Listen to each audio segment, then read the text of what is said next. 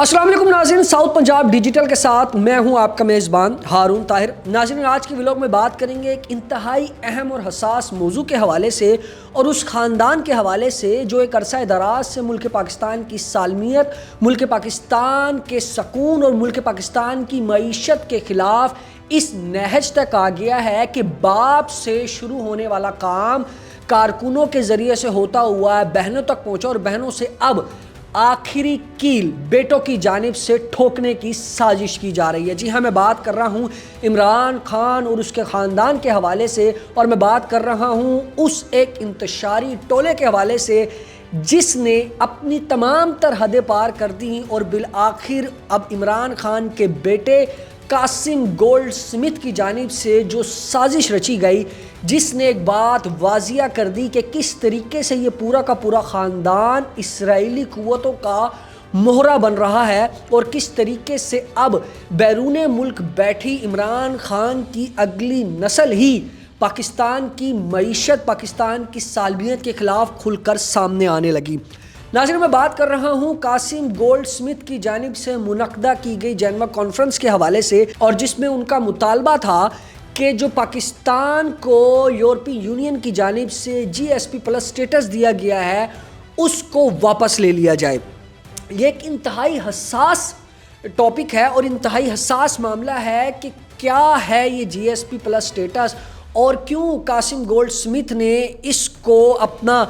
Conference کا حصہ بنایا، اور اس کے پیچھے اصل حقائق ہیں کیا، اور کیا سازش ہے اب قاسم گولڈ سمتھ کی عمران خان کی بہنوں کے بعد، اور کس طریقے سے تمام تر سازش کو رچا جا رہا ہے۔ آج کے ولاگ میں ان تمام تر باتوں سے پردہ اٹھائیں گے۔ سب سے پہلے بات کر لیتے ہیں عمران خان کے حوالے سے کہ جس طریقے سے عمران خان یہود و حنود کا ایجنٹ بن کر پاکستان کی سیاست میں آیا اور جس طریقے سے اس نے اپنے سو کالڈ کارکنوں، رہنماؤں اور اپنی پارٹی ورکروں کے ذریعے سے جو ملک کے اندر انتشار پھیلانے کی سازشیں رچیں اس کو بخوبی طریقے سے ڈسکلوز کیا گیا، عوام الناس کے سامنے لایا گیا، اور پھر جب عمران خان ایکسپوز ہو گیا، جیل کی سلاخوں کے پیچھے چلا گیا، تو ملک کے اندر انتشار پھیلانے کا کام اس کی بہنوں نے شروع کر دیا۔ جس طریقے سے بہنوں نے بھی تمام قسم کے کارڈز استعمال کیے، مذہب کارڈ استعمال کیا، اور پھر ایک مزید شور و وویلا اور ایک الگ ہی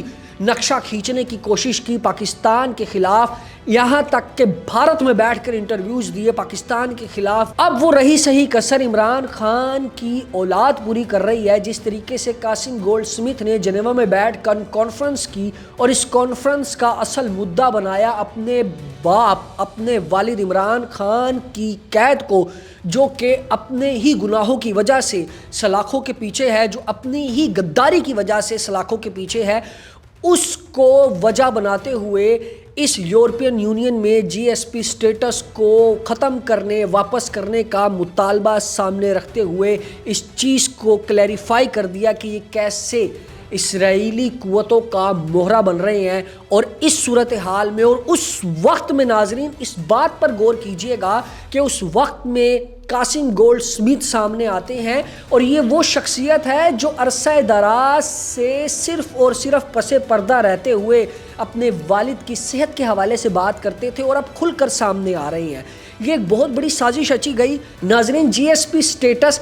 جو کہ پاکستان کی معیشت کے اندر ایک اہم کردار ادا کرتا ہے اور اس کی بہت ویلیو ہے۔ GSP سٹیٹس بنیادی طور پر ہے کیا؟ سن 2014 کے اندر پاکستان کو یہ سٹیٹس ملتا ہے جس کے تحت پورے یورپ کے اندر پاکستان کی ایکسپورٹ بڑھتی ہے اور زیرو ڈیوٹی کے مطابق پاکستان اپنی تمام تر جو پروڈکٹس ہیں ان کو بخوبی اور سستے ریٹس پر بیچ سکتا ہے، جس کے بعد کروڑوں اربوں ڈالرز کی صورت میں پاکستان کو زر مبادلہ ملتا ہے۔ اس GSP سٹیٹس سے ہوتا کیا ہے؟ اس GSP سٹیٹس کے ذریعے سے پاکستان کی ایکسپورٹ بڑھتی ہے، روزگار میں اضافہ ہوتا ہے، انڈسٹریز میں اضافہ ہوتا ہے، اور یہاں تک کہ ایک بڑے پیمانے پر پاکستان کی معیشت کو ایک بڑی سٹیبلٹی ملتی ہے اور ایک لاکھوں لوگوں کا روزگار جڑا رہتا ہے۔ اگر فیکٹس اینڈ فگرز کے حوالے سے بات کی جائے تو یورپ میں پاکستان کے ایکسپورٹس ہونے سے تقریباً 40% سے زائد پاکستان کا مال یورپ میں بیچا جاتا ہے اور سالانہ 9 سے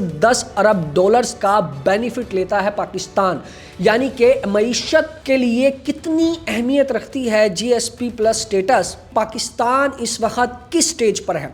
چاروں طرف سے پاکستان دشمن عناصر ملک پاکستان کی سالمیت کے خلاف اوچھے ہتھ کنڈے اپنا رہے ہیں، جنگی صورتحال ہے، نہ صرف بھارت بلکہ افغانستان بھی پاکستان پر میلی آنکھ رکھے ہوئے ہے، جس کو واضح طور پر منہ توڑ جواب دیا جا رہا ہے پاکستان کے حکمرانوں کی جانب سے اور پاکستان کے ان تمام تر عسکری قیادت کی جانب سے جو کہ ہر وقت اول صف میں دکھائی دیے گئے ہیں پاکستان کی سالمیت کو لے کر۔ عمران خان عرف انتشاری ٹولے اور اس کی بہنوں کے بعد قاسم گولڈ سمتھ کی جانب سے جس طریقے سے جنیوا میں تقریر کرتے ہوئے پاکستان کے جی ایس پی پلس سٹیٹس کو معطل کرنے کی جو استدعا سامنے رکھی گئی، اس استدعا کے بعد یہ چیز واضح ہوتی ہے کہ یہ کون سی سیاست ہے یا یہ کون سی خدمت ہے جو ملک کے لیے کی جا رہی ہے۔ یہ صرف اور صرف وہ سازش کی جا رہی ہے، وہ سازش جو تمام یہود و حنود اور وہ تمام تر حریف ملک پاکستان کے لیے ازل سے ابد تک سوچتے آئے ہیں، اور اس کو ازل سے ابد تک ہی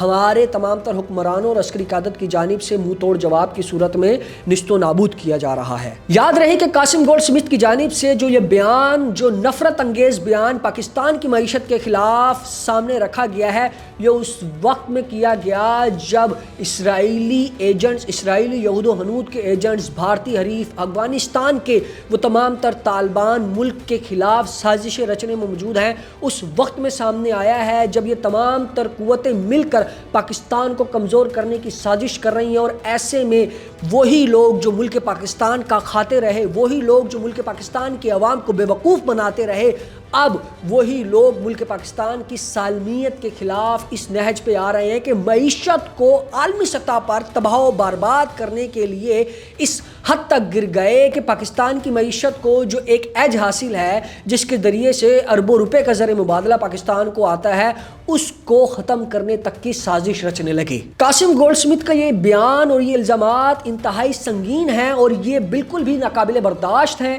ناظرین، کے سیاسی اختلاف کا مطلب یہ ہے کہ آپ پاکستان کی معیشت کو داؤ پر لگا دیں اور پاکستان کی معیشت کے خلاف کھل کر سنگین الزامات لگانے لگیں اور پاکستان کی معیشت کو نیست و نابود کرنے کے لیے ہر ایک اوچھا ہتھکنڈا اپنانے لگیں۔ ایسے شر پسندوں کو بے نقاب کرنا اور ان کی عقل ٹھکانے لگانا پاکستانیوں کو بخوبی طریقے سے آتا ہے، اور سوشل میڈیا پر جس طریقے سے قاسم گولڈ سمتھ کا یہ بیانیہ